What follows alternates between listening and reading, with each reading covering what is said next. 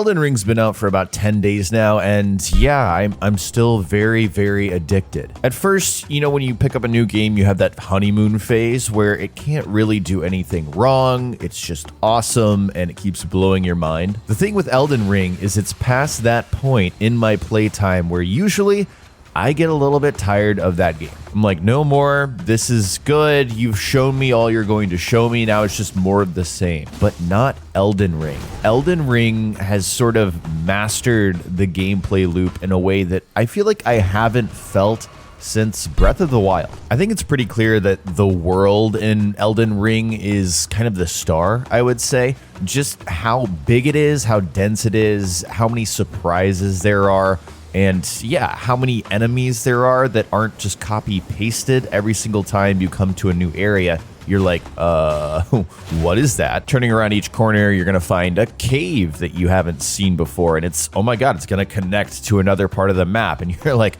all right. It's also that sensation of seeing things in the distance. This is something that Breath of the Wild did so well that I think games like Immortals Phoenix Rising tried to take advantage of. Other games do it well, like The Witcher 3. It's the use of landmarks in the distance. It's, oh my gosh, I can see that cool thing in the distance. I want to know how to get there. So you keep playing to find out. You know, you set your own little goals. The lands between are so interesting moment to moment that I think it drives a lot of my addiction to want to return to it and discover what's out there. And that, you know, drive is fueled by the fact that almost every area you visit has some purpose. There's going to be a weapon, maybe an armor set, maybe a spell, something, maybe an upgrade material that you're going to need to get stronger. There's so many little dopamine hits that you get from progressing in this video game that it's hard to sort of put into words because you just get sucked in and you're in that flow state, which again is something I find really rare in video games these days. It can't be understated how fantastic the world and the exploration is in Elden Ring, but really I've found the bread and butter of this game to be what's already been there in the Souls series forever. And that's the risk-reward system between bonfires and collecting runes or, you know, sites of grace, whatever they're called in this game. That is such a central and constant part of the loop that it sort of takes over and drives you in these little moment-to-moment scenarios where, again, you are creating your own story. We've all had that moment where we've stumbled into a boss area and, oh my god, I had 20,000 runes on me.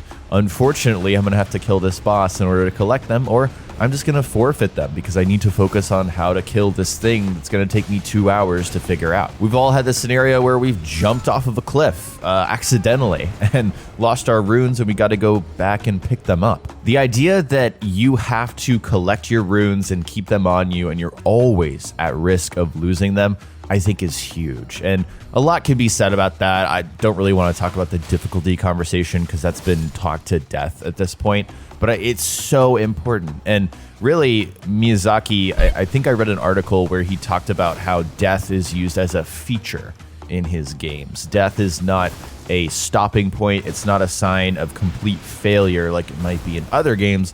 No, it's part of the experience. You will die, and from that death, you will learn. And guys, I just feel that in my bones, to my core, when I play Souls games, especially Elden Ring. And even though I haven't followed this rule myself, what's so great about Elden Ring to me is that there are so many other things to do that you can't get hard stuck unless you choose to.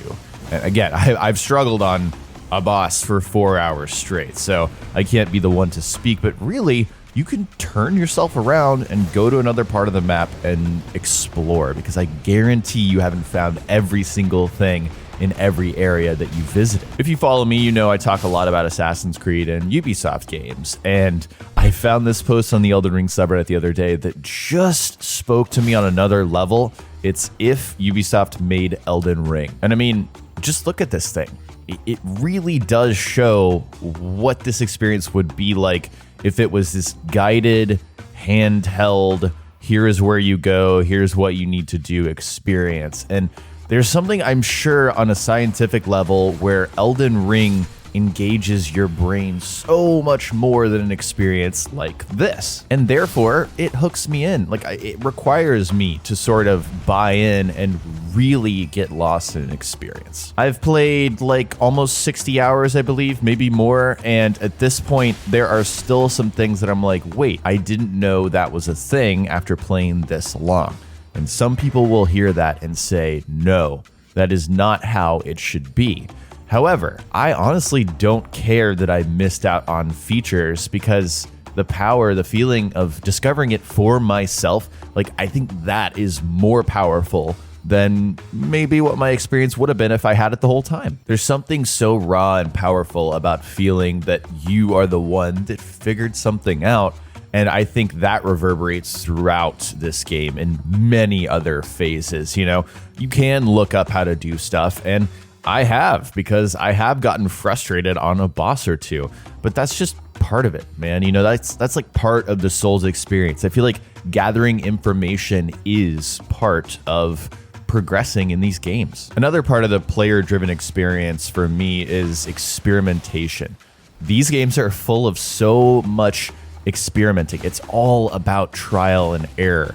If you find a new cool weapon like the whip, for example, kind of sucks. It might be cool and awesome when you upgrade it, but I just found this really cool thing. You know what? I'm going to go take it for a spin. I'm going to try it out. If you come across an enemy that's particularly hard that you're struggling with, then it forces you to experiment, to adapt, to switch up the tactics that you've been using for the last several hours to see if there's another way to beat it. I most recently got stuck on the gargoyles, if you know, you know, and I had to switch it up. I had to go respec my character. I had to go upgrade a new weapon just to get past it. And so sort of the magic of that experience is that you have to adapt. You have to figure out new ways to continue because this game is throwing new threats at you constantly. Forcing players to adapt through difficulty, I think, is the magic sauce for Elden Ring. At least it is for me.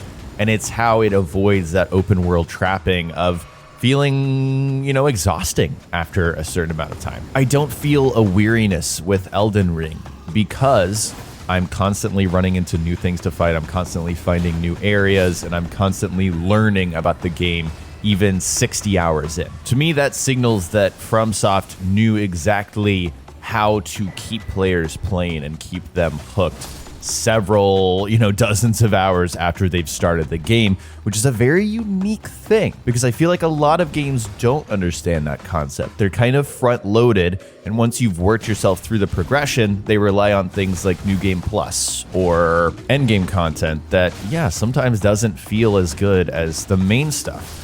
The Elden Ring experience is the game. It just is the game. There's no bells or whistles. You just keep playing, and then if you want to start New Game Plus afterwards, you can, but I honestly don't see myself doing that. I see Elden Ring being this massive open world game that I go and I do absolutely everything that I possibly can, and then once I'm done with it, I put a neat bow on it and I say, thank you for your service. I do the Marie Kondo thing. But once again, if you want Elden Ring to be the game you put 1,000 hours in, it just feels like you totally could. I mean, come on, this thing is huge, and the variability with weapons and classes, it kind of blows the mind. There are plenty of people that Elden Ring is just not the experience for them. So the goal of this video is not to tell you that you're wrong.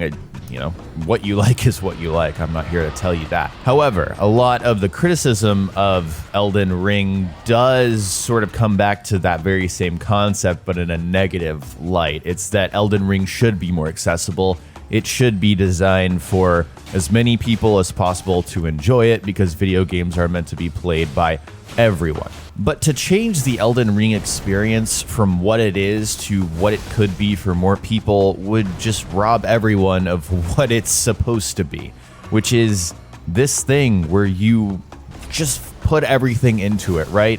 You just put your head down, you grind, you figure out how to overcome, and when you overcome, that dopamine hit is just powerful as hell. I cannot tell you how many times I've jumped out of my racing gamer chair in just complete joy and triumph after overcoming a boss that I've been stuck on. The experience of going through that stuff and, sharing it with your friends or looking it up online and seeing how other people did it, that whole thing is part of the Elden Ring experience. Dying is part of the Elden Ring experience. Getting lost, not knowing where you are, all that stuff.